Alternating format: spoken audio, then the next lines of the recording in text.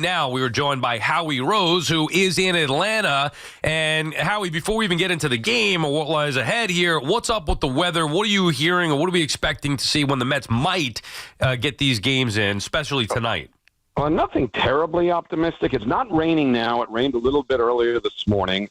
I am shocked that MLB, and I understand there are a lot of moving parts here, and there are a lot of considerations, not the least of which is if they wanted to get the Mets out of here early, if they wanted to try to play a doubleheader today, which I think would have been a good idea to at least try, the Mets could not get into their hotel in Milwaukee a day early. Now, conceivably you could stay in Chicago and then bust to Milwaukee on the off day, but, that's a little bit too simplistic right now because it's more complicated than that. But right now, here in Atlanta, it is not raining. But the Mets have already moved their batting practice indoors off the field for later this afternoon in anticipation of the rain, which is supposed to pretty well dominate the evening. Now, you look at the forecast, depending on what you look at, and yeah, there's an hour here where it's cloudy instead of raining, maybe 2 hours later in the night. I don't know. It's a crapshoot. I wish they would have been a little more proactive about trying to squeeze these games in.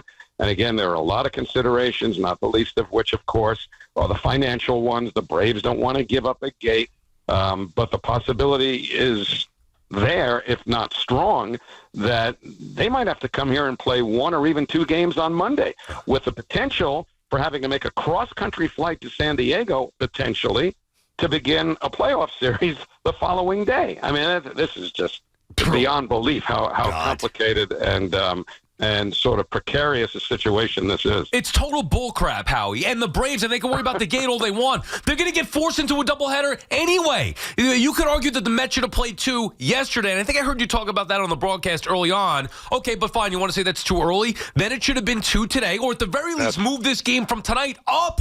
Exactly. It makes no sense. Now, the last one I want to ask you on this is when are you planning, or the Mets planning on flying out of Atlanta, regardless of how many games are played there? Well, the plan was obviously play tomorrow night and get out of here. But in case you missed the news, the governor of Georgia, Brian Kemp, has already declared a state of emergency. Now, a lot of that was somewhat preemptive to mobilize their forces from a emergency management standpoint. But at the same time, if in fact that manifests to where you've got hurricane force winds tomorrow night, answer me how in heck the Mets are supposed to get out of here. So, there's another scenario that you have to consider, whether it's remote or not, that say they get today's game in. And I firmly believe that they should have been proactive the way they were with that game in Detroit and moved today's game up to an afternoon start, maybe even scheduled a doubleheader for today, and try to get the 2 in today and get the Mets out of here before the weather gets any worse. But, shy of that, the Mets are supposed to fly out of here after tomorrow night's game. And if they can't, well, what do? They've got to be in Milwaukee Friday. Do they bang Friday and play a doubleheader Saturday, assuming the Mets can get out of here Friday? So based on that scenario, guys, the potential exists. And I don't know how realistic this is, but you have to consider it, that the Mets might have to play a doubleheader in Milwaukee on Saturday if they can't get out of here until Friday, and then come back here and maybe play a doubleheader on Monday and have to fly cross-country to begin a playoff series the next day in San Diego. That's all plausible. Wow. Is there no chance, as remote as it might be, that they just use a different venue, Tropicana Field? I mean, we've seen that in the NFL. I would think they would try to stay away from Florida, even though, Tropicana, I would say no to Tropicana right off the top because that's kind of the western part of the state where they're likely to be more impacted. The southeast part of Florida apparently is going to be spared from the worst of it, but they wouldn't go to Florida. I think, as I looked, the potential existed for going to Milwaukee.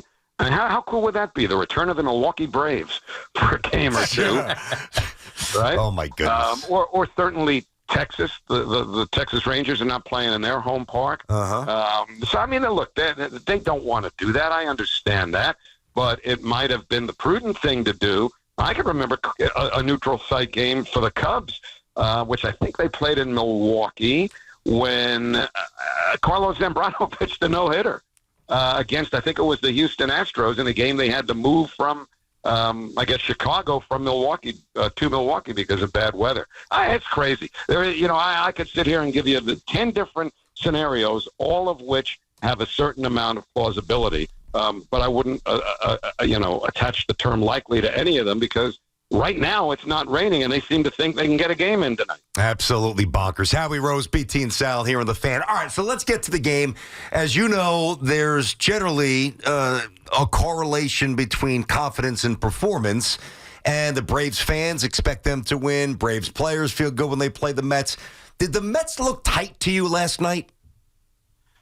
I don't know how to answer that because they didn't play well.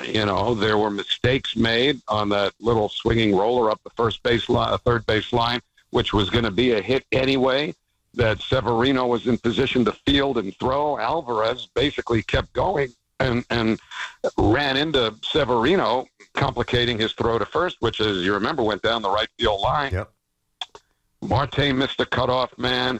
Acuna on a potential double play ball bobbled, had to settle for one. I don't know. I mean, you can, if you want to ascribe it to tightness, you can. I like to look at it based on the fact that it's one game as something you could throw out. But don't forget, they've got to face Chris Sale tonight. And that brings us, by the way, to another potential scenario. Suppose they start this game, but they've got to delay it because of rain. You've got I would say right now, presumptive Cy Young Award winner in the National League, Chris Sale, who might have to be shut down if the rain delay is substantial.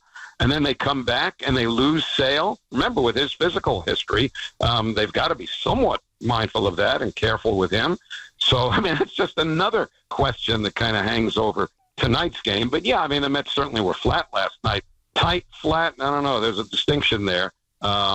But to the naked eye, yeah, you could probably make the point they looked a little tight. Yeah, and I feel like we've seen this story before for going over 25 freaking years, Howie. You're the perfect guy to ask about this because not only you're a fan, but you've obviously been around this team, covering this team, broadcasting this team for many, many years. For me, I take it personally, and I can't eliminate the history from my mind. But I talked to Terry Collins. He's like, players don't really generally get caught up in that stuff. And I know Mendoza's a different manager than Buck Showalter in 2022. But there are some core players here that got beat and were prevented from celebrating with the champagne in 2022 by this Atlanta Braves team in that freaking house of horrors. Here's the difference. Go ahead, yes. Here's the difference between 22 and now. For me, all through September of 22, you could almost see it coming, right? I mean, if you go back just 2 years, their play, remember they had series after series where it looked like they had a soft and favorable schedule. And they kept losing games to teams that, had they played up to the level that you expected, you would not have thought they would lose to. This was a different kind of September. And not only September, this team's had the best record in baseball since the end of May. So I feel different about them at this point of the year than I did 2 years ago because I'm telling you, you could almost see it coming before they even got to Atlanta in 22. This is different. I'm willing to shrug last night off and see what happens tonight. And again, obviously you're going against Chris Sale, and that's less than an appetizing possibility. But, they pushed Sale back a day because they were concerned about, I say concerned, but his velocity was down a little bit. His last time out, he wasn't nearly as sharp as he had been. So they gave him the extra day. And whether that's an indicator that something's up there, I don't know. But, they just beat Zach Wheeler, who certainly is in the conversation for the Cy Young. So, look, I've been around long enough. I know when it seemed that the gods were very much aligned with the Mets. I was there for the ball on the wall, just as I was for the ball on the bag the other night. I was there for all the great moments in '69. So, I know that there have been times in their history, need I even mention, a little roller up along first, where it seemed like somebody wanted the Mets to win.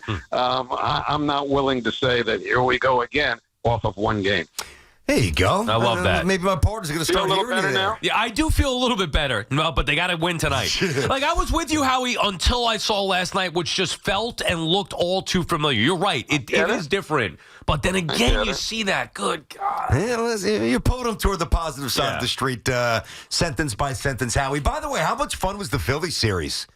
It was great. And again, you go back to Sunday night and the electricity in that crowd when Brandon Nimmo hit the home run. I mean, I talked to Brandon on the plane on the way down here, and he said he was going to remember that moment and that night for the rest of his life. However this turns out, that's how caught up in it he's been. And if you heard his post-game interviews, especially when they fed the house, meaning that they're heard by the crowd in the ballpark at the time he's speaking, I mean, he has been as pumped up as he's ever been. So whatever happens the rest of this week is not going to be because of a lack of chemistry and cohesion on this club. They're pulling in the same direction. They really could use their de facto captain back. And the fact that Lindor was in the on-deck circle in the ninth inning last night is encouraging. We'll see if he's in the lineup today and whether or not the potential for the bad weather, might complicate that in terms of the decision, because the last thing you need is him making a move on a wet field that sets him back to the point where, he's out again. So we'll see later when the lineup comes out, and maybe a late lineup, given that they're going to want to see him go through every move and exercise possible. But I would be encouraged by that, too, the possibility of Lindor playing tonight. I think he's going to play. I did see him running the bases, and he had one of those vests on. I couldn't tell if it was tracking some of the data, like the GPS, the sprint speed, or if it was actually a weighted vest. I couldn't tell. Myself, I didn't think that his gait looked great. Did you see the video that I'm referencing, and what'd you think of the way he was running? Guys, he's not going to be 100%. Yeah. We may be hoping for a Willis Reed moment here. I don't know. It's very hard because he's frustrated, and I think everybody's frustrated because the good news is that not only did they do the MRI a week ago, but they also did a bone scan day before yesterday. And that all came back clean. I mean, they were concerned that if he's, not progressing the way they hoped that he would, maybe the MRI missed something. That's why they did the bone scan, but that came back clean. Okay. So it's a matter of being able, and I asked him this yesterday, I said, what percentage, knowing your own body and how you handle pain, what percent relative to 100% can you comfortably play at and feel that you can help the team? Well, he didn't want to put a percentage on it, but he described it this way. He said he can't see himself playing until when he makes a move and feels pain, the pain quickly goes away, because that's what happens to him when he's a little bit compromised. He may sprint and then have to come to a short stop or make a pivot to make a play defensively, and he'll feel something, but in a best-case scenario, that feeling, you want to call it pain, fine, goes away almost instantaneously. That hadn't been the case until he started running yesterday. Okay. And beyond that, I haven't spoken to him yet to find out how he felt from that point on. But he seemed to say yesterday that he wasn't there yet, and that's where he'd have to be before he would be comfortable playing. Would you keep Acuna in the lineup somehow, assuming Lindor does come back to play short? Well, I don't know where you're going to play him at that point. You're not going to take Iglesias out. You're not going to take Vientos out. You're not going to play him in center field right now. No, I think he'd be a weapon off the bench. What's that? Put him at second. Put him at second. What about Iglesias? You said 17 straight? Put Iglesias at, Sal and I talked about this yesterday. Put him at second. Put Iglesias at third. What are you, DH Vientos? Yeah, yes. And you sit Martinez, who's done nothing. Or with Keith Hernandez on with Boomer and Gio yesterday saying that Dick Scott, I guess, said that Acuna could play center, Bader struggling. I wouldn't do that myself, but that's why I was curious to get your take. So you'd have Acuna on the bench. Well, you bring up the scenario regarding JD, and Carlos Mendoza indicated pretty strongly last night that Martinez is going to be in there for the next two with left-handers on the mound. Sale tonight for the Braves, and then Fried tomorrow, assuming that they play either or both of these games. So I think the plan is for Martinez to play both of these games, and I'd be surprised if they went through all those machinations just to get Acuna in there. I do look at that bobble yesterday as a sign that, okay, this kid's still raw. It cost them an out. Could have been an ending double play. I'm not pitting the loss on him, obviously. But I'm going with the seasoned guy here, if you're asking me. And the other thing is I like the weapon of Acuna off the bench to steal a base. Yeah, I'm sorry, Sal. I thought that ball came up on him, and there were a couple of instances. It did a little bit. It did a little. Even for the Braves, where just shortstop seemed pretty rocky, pretty hard last night. Well, it used to be, I'm going back too far, Davey Johnson used to tell me that this is when they played at the original ballpark here. Fulton County Stadium. Yep. Davey used to say the infield in Atlanta was the worst he'd ever seen. Wow. It's all different. It's all different now. These fields are all different, and you hardly ever see bad hops anymore. Yeah, that came up on. Sometimes that has to do with the spin too. But, I wouldn't. I just right now. I still. As tired as his bat has looked and as in between as he's been on a lot of swings, I'd still go with the experience of JD here, even though he's 0 for 31 now. I was a little surprised, Howie, that they went. And now I'm going to trust the Mets because they've had a great track record of this year. I was surprised that they chose Peterson the way that he's been going over Quintana. What do you think about tonight's starter? Toss up. I think that they thought about the opposition too that Quintana has faced recently. In some cases hasn't been as strong. I was kind of flipping a coin there too. I think they like Peterson's ability to get ground balls here. This is a fly ball hitting team. They do a lot of their damage with home runs, and I think that might have something to do with it. And don't forget the situation also exists pending the potential for rainouts. And I don't know now that since it's Wednesday, this plays in anymore because Quintana's scheduled to go on Friday. But I still wouldn't rule out him being available out of the pen if you've got an inning where they've got a couple of left-hand hitters coming up. And then, see if that compromises anything for Friday. But, it's kind of an all-hands-on-deck thing, and I think they just like the matchup with Peterson better than they do Quintana. Yeah, it's wild. It would be wild anyway. 5 games to go, 1-game lead over Atlanta. Supposed to be playing them for a couple of games, but the weather impacting things here, not only potentially with this Braves series, but also in Milwaukee. It is just crazy. It's exciting. It's what we love. It's crazy. The Mets' magic number, Howie, is 4. Am I correct on that? Well, look, the simplest thing is you win 2 out of 3 here, and you got nothing to worry about in terms of a postseason spot. And frankly, I think the Diamondbacks may be cooked. When they blew that 8-0 lead in Milwaukee the other night, and then have lost the last 2 and been barely competitive against the Giants, they just look like they're spent. Their pitching has been questionable throughout. They can hit, they could score runs. But I don't know. They look like they might have just about had it. It's certainly conceivable that both the Mets and Braves get in. But again, there are so many moving parts that are weather-related. The Royals, they're playing for their lives, and they're coming in here over the weekend. And, you hope – I think the weather is good enough that if the Royals can get here, they should be able to play on Friday. But you're still looking at the potential for even a doubleheader here on Monday with the season on the line. And here's another scenario. Let's say that the games, well, it's a little less likely now that the Mets lost yesterday, but they could conceivably, depending on what happens in Milwaukee, get here on Monday, having clinched a playoff spot and having little of anything to play for, against a Braves team that, given whatever Arizona does, might have everything to play for. We said that. If you're the Mets, especially if you got to play a doubleheader, a meaningless to them doubleheader, which I think is kind of less than likely now, but, throw it out there just for fun.